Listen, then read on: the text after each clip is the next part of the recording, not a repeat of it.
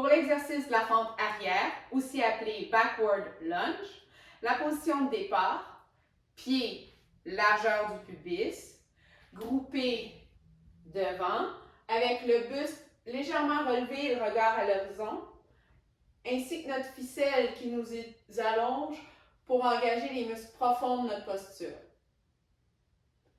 La dynamique, d'abord celle du pied avant qui visse vers l'extérieur. Ensuite, le centre de gravité descend et le centre de masse recule de façon coordonnée. Au final, la distance entre les deux pieds, environ la longueur du membre inférieur, puis la jambe, le tibia avant, vertical, la cuisse, le fémur arrière, aussi vertical. On avance et remonte. Maintenant, observez l'alignement tronc, bassin, cuisse arrière.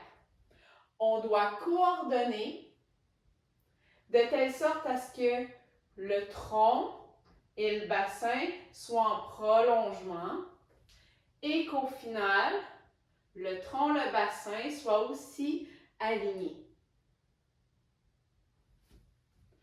On inspire en flexion et on expire à l'extension. Maintenant, on doit faire attention à éviter, en reculant, on ne veut pas laisser le genou rentrer vers l'intérieur, d'où l'importance de visser son pied vers l'extérieur pour engager les fessiers moyens qui permettent l'alignement des segments et au final, le milieu de la rotule se trouve au-dessus du second orteil.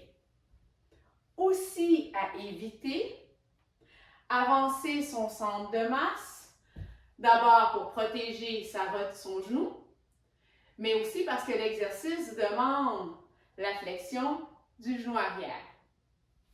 Au même titre, on doit éviter de reculer les épaules derrière les hanches, d'abord pour protéger notre bas de dos, mais aussi parce que l'exercice demande d'avoir le genou fléchi devant.